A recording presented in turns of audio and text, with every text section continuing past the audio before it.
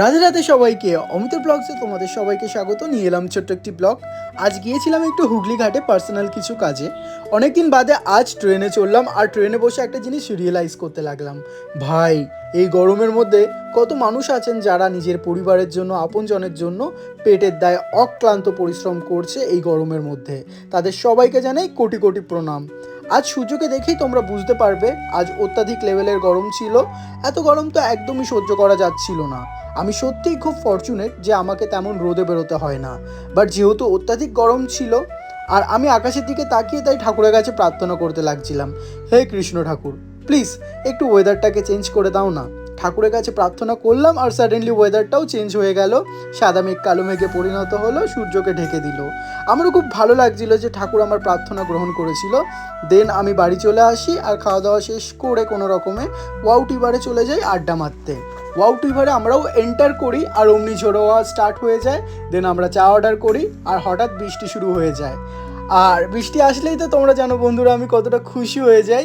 তাই বৃষ্টিকে দেখতে দেখতে একটা কোণে বসে বৃষ্টিকে উপভোগ করতে লাগছিলাম।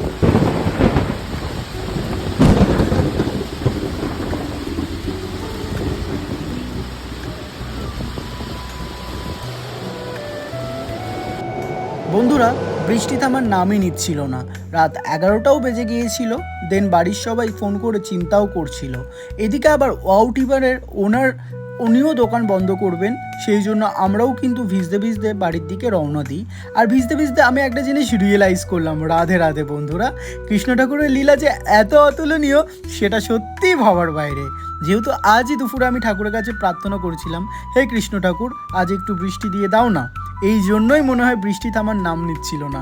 কৃষ্ণ ঠাকুর হয়তো চাইছিল আমি বৃষ্টিতে ভিজি, আর বৃষ্টিটাকে উপভোগ করতে করতে খুশি হয়ে যাই।